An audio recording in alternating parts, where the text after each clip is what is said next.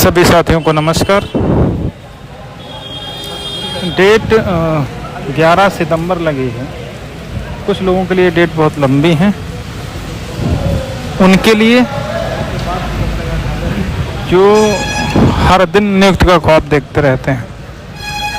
लेकिन जिन लोगों को मुकदमे की तैयारी करनी है उनके लिए डेट कोई लंबी नहीं है। उसका रीज़न मैं बताता हूँ। पिछली डेट जब लगी थी उस बीच में सब लोग सोते रहे, नियुक्त का ख्वाब देखते रहे, कभी लिस्ट रिविजिट कराते रहे, कभी कुछ करते रहे, कभी कुछ करते रहे।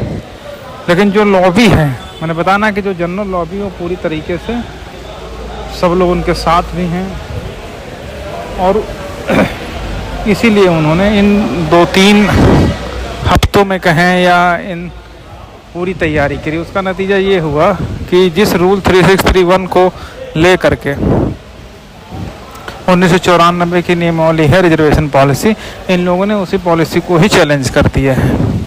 ठीक है, हालांकि वो इनकी फ्रस्ट्रेशन, इनकी हार को भी दर्शाता है, क्योंकि जो अपील हम लोगों ने फाइल की है और जब से उस अपील में रेड कोर्ट के जजमेंट पर स्टे हुआ है तब से लोग पूरी तरीके से समझ में आ गया है कि वास्तव में ये लोग जो जस्टिस शुक्ला साहब का ऑर्डर है वो कहीं ना कहीं विरोधाभासी है और उसका मॉडिफाई होना स्पेशल अपील में तय है। इसीलिए इन लोगों ने सभी भर्तियों को चैलेंज करते हुए एक रिट सी अल्ट्रावायरेज बनाने का काम किया है। अल्ट्रावायरेज ये बनाया है कि उत्तर प्रदेश का जो रूल 3631 है 1994 का, उसको ही रद्द कर दिया जाए, और जिसकी जो आनंद भदौरिया साहब ने फाइल करी है।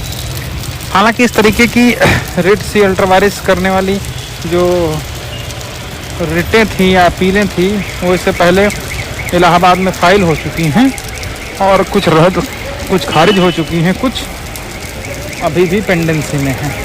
तो कहने का मतलब इतना है कि वो लोग जब ये देखें कि इस तरफ से ये लोग वीक पड़ रहे हैं, कमज़ोर पड़ रहे हैं हम लोगों के सामने, तो उन्होंने जो रूल हमें प्रोटेक्शन देता है उस रूल को ही इन्होंने चैलेंज कर दिया है।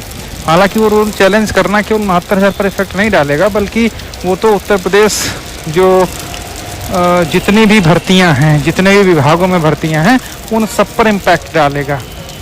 क्यों वो करी ये समझ से बाहर है, क्योंकि कोई अगर केवल 69,000 से रिलेटेड बात होती तब तो अलग बात थी, लेकिन यहाँ पर जो उन्होंने रिट सी बना करके चैलेंज किया है वो सारी भर्तियों पर लागू होगा, इसलिए उसको किया। इसी अपील को आज उनकी तरफ से अपने मुकदमे से कनेक्ट करने का प्रयास किया गया, जिससे ये कभी कभी ये मैं सोचने पर मजबूर हो जाता हूँ कि वास्तव में शायद वो लोग खुद ही नहीं चाहते कि जल्दी मुकदमा डिसाइड हो। अदरवाइज भाई जिस भर्ती में जो रूल प्रिवेल कर रहा है उस पर भर्ती हो गई, उसमें अब कहाँ पर अल्ट्रावायरेज घुस जाएगा।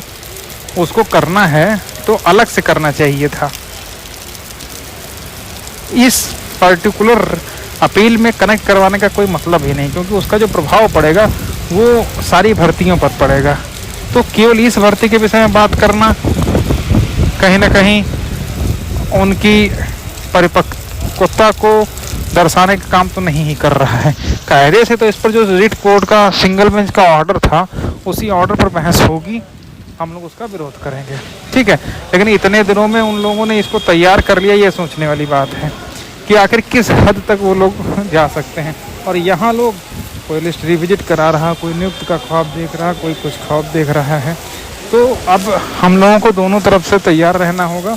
जो आने वाली सुनवाई है उसमें रिट सी का भी पूरी तरीके से विरोध करना कि जब वो सारी भर्तियों पर लागू होगा, उत्तर प्रदेश की पूरी एक्ट की बात है, तो उसको इससे ना कनेक्ट किया जाए। ये चूँकि अपील अब बहुत सारी चीज़ें ओपन नहीं कर सकते हैं, तो जिन मुद्दों को लेकर के आई है उसी पर बहस है।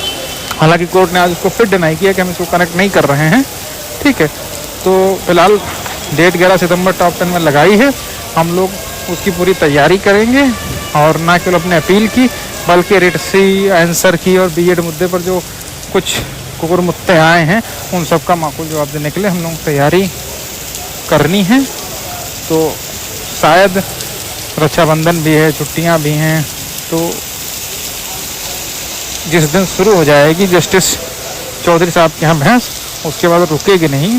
1 2 3 दिन में उस जो सोमवार को लगा है उसी हफ्ते में पूरी तरीके से निपट जाएगा। तो जहाँ इतना सब्र किया है, थोड़ा सा सब्र और रखिए और उम्मीद है हम लोगों को सुखद परिणाम मिलेंगे। धन्यवाद।